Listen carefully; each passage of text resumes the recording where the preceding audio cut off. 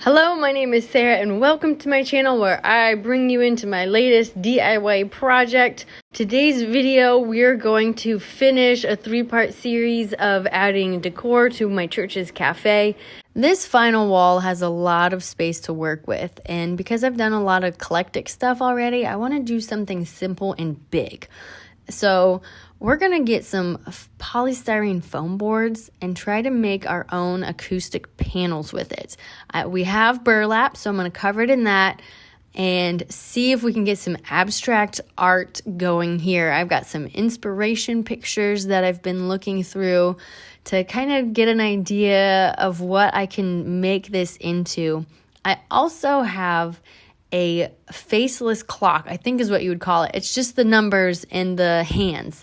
So I can make the numbers as big as I want. So once I figure out how big I want this clock to be, I need to then figure out how big of art I can make or would look right, or, for helping with sound, obviously I want this as big as possible, but I don't want it to look ridiculous. So I just took some painter's tape, which I see them do that on DIY Wife. If you haven't checked out that channel, they're pretty fun. But she tapes off her projects, and I thought that's brilliant. So then you can get a visual of what you're working with. So I taped off 3 feet wide by 4 feet tall. And I like the way that looks. I could go as big as 4 foot by 4 foot. I could go 8 foot by 4 foot. That's how big one panel is. But if I want to get 2 pieces of artwork from one panel, I'm thinking 3 foot by 8 foot is going to look right. It just feels right. So we're going to go with that and think about these inspo pictures that I've pulled together and go get some boards. When I was buying the boards, I was going to do abstract art pieces on both ends of the room, and since then I hung a large mirror that I referenced in a previous video on one end, and it does not need art next to it. So I only need one foam board. However, I already purchased 2, which was kind of a comical scenario because I could not get my van door to close because the 8-foot board was just a little too long. So I ended up finding yarn in my van. I did not know that Menards offers a bin of rope to tie things down. A friend told me about that afterward, but I was trying to be resourceful and safe, so I tied that down. My husband and I had an experience in the last year of something falling out of our truck bed and potentially causing an accident, so I was a little nervous about something falling out of my van. So I drove very cautiously home, back roads the whole way, and got these home, only to find out I decided I only need one, and I'm going to have to take one board back. So a lot of stress for no reason, but that's okay. This is how DIY projects go, and with just one board, I can shut my back door, so it will be fine. And my truck has since died since I started this project, so I don't have my truck as an option to load it into. Since I have 2 boards and only need one, I was looking at my boards to pick the best one. Because I want to make these taller than wide, so I don't want a square, I want them to be about 3 feet by 4 feet. I measured it out, kind of assessed, I want to do 3.5 feet, and I was like, no, I like 3 feet by 4 feet. I think that'll look best in the space. I can't really explain it. I just feel like that's the right size. So I'm just going down and marking, and I'll use a long ruler to make a mark with a permanent marker. And then I will cut this, and I have this handy dandy, I don't know what it's called. It heats up, and it's just this little metal rod, and it cuts through the styrofoam. And I was told it cuts like butter, so I'm expecting, it's just gonna slice through fast. Oh my goodness. It was so slow. But anyway, it still works. But I did find out once I got it done and cut, because as you push through, it kind of bends the wire, and I would twist it because I was afraid I was bending it too much in one direction, but it turns out on the back side, it creates these squiggles. So definitely don't do that if you have one of these and you're going to make something like this. Just keep going straight down, and your cut will be much better. And don't worry, when you're done, you can unbend what's been bent. So my plan was to spray glue this burlap onto these foam boards and then paint them like a cream color so it would kind of look like a regular canvas you would buy at the store. But as I was cutting this burlap out, I realized, wait a minute, burlap bags is what you can get coffee beans in. That's a very cool coffee shop feel. And so I thought instead of painting it and losing the burlap, I should come up with different art to paint on top of the burlap. However, I realized you can see through the burlap and see the white foam. So I ran to the store and picked up a can of spray paint and just did a quick coat. I didn't feel like it needed to be super detailed because it's going to get covered. I just needed to hide the white. So quick coat of brown on all three of my boards. And then I started with my extra board that if it turns out bad, I don't have to hang it up in the cafe because I've never used the spray glue. I've never glued burlap onto foam. I don't know what it's going to turn out like. And so I started with that board, and once I realized it's going to work out, I went back and did my other two boards. But it's just really simple. I just sprayed the glue on the top of the board, let it sit for a second to get a little tacky, and then put the burlap on, and then did it in little sections down the board so I could smooth it out as I go, and then sprayed on the sides. And then the back was a little trickier because you need to fold the corners so it's flat, but essentially you just do your best and get it all stuck down, and you're good, and it's done. And I was really pleased, and they just needed to sit because they stank and it needed to dry. I actually let these air out for a week or more because that spray glue was really pungent and lingered. So I wanted to let these air out before I brought them in my house, before I hang them up in the church. So here's about a week or so later, and I'm going to start off on this test one that I made because if it looks bad painted, then I will need to just come up with another idea for the other two boards that I really need. This one's just extra that I'll find a place for in the cafe. So my thought is it's skinny, it's tall. I'm just going to write the word coffee down the middle of it, freehand it, and see how that turns out and see how I like how the paint looks on the burlap and everything. And so once I have that done, I can't decide. I can't decide, does it look coffee shop cool or does it look kind of dumb? What do you think?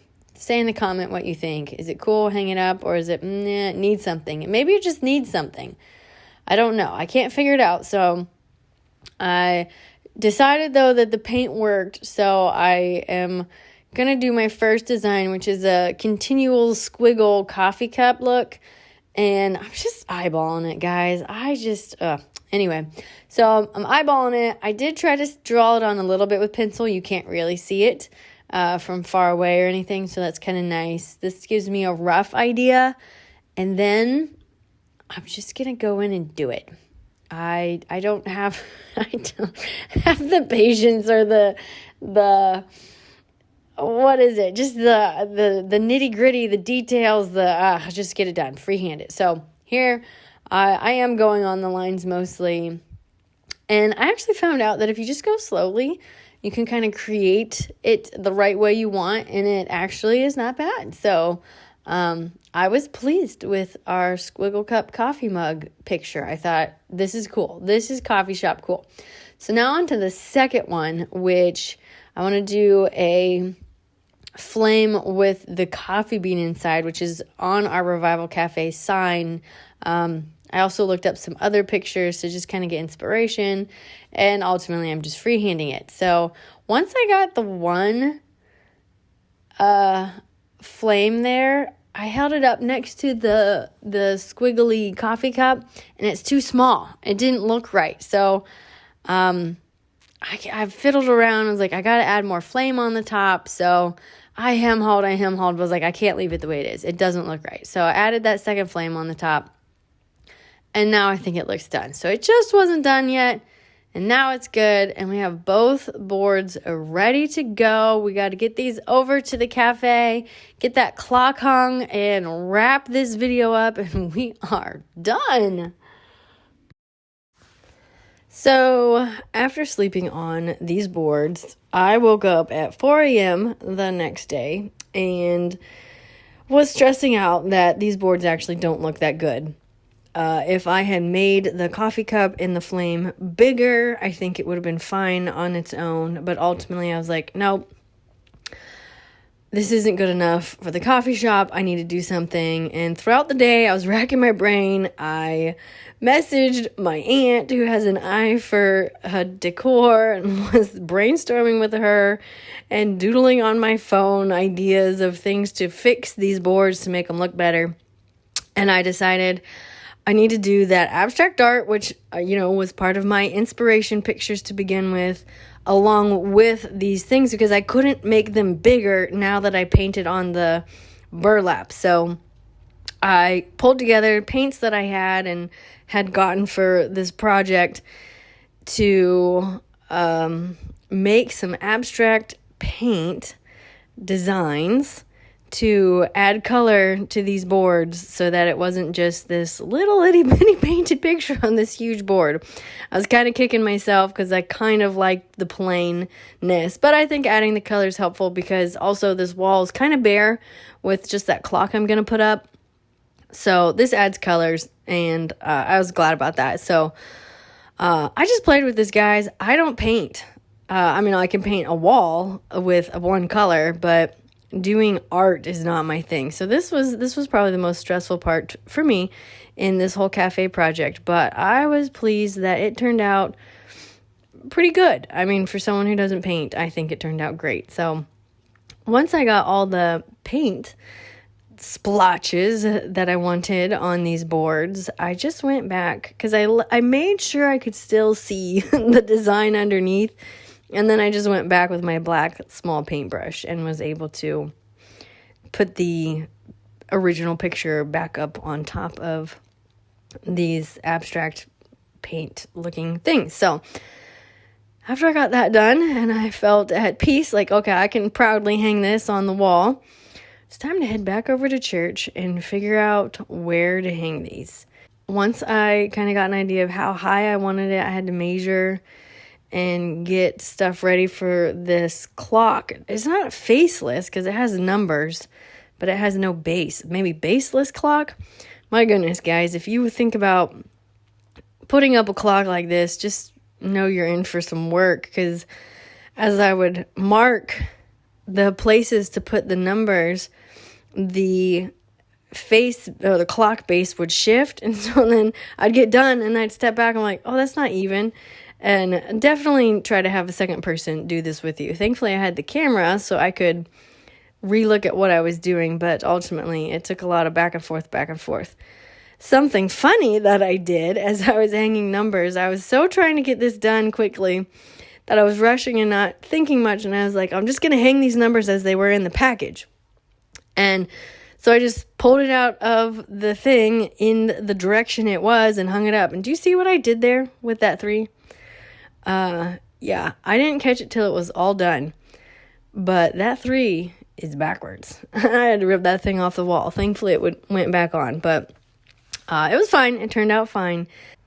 To hang these boards, all I did was get the Velcro sticky things because these are so light, and I just put a good number on them. I put some down the middle of them so that it would be up there. I think to pull them off of the wall would probably mess up the board, so if you're going to move them, it's going to be done. But without any further ado, let's quickly look back at where we started with this cafe and see where we're at now. And this place is beautiful, it's done, and we're ready to enjoy this for years to come.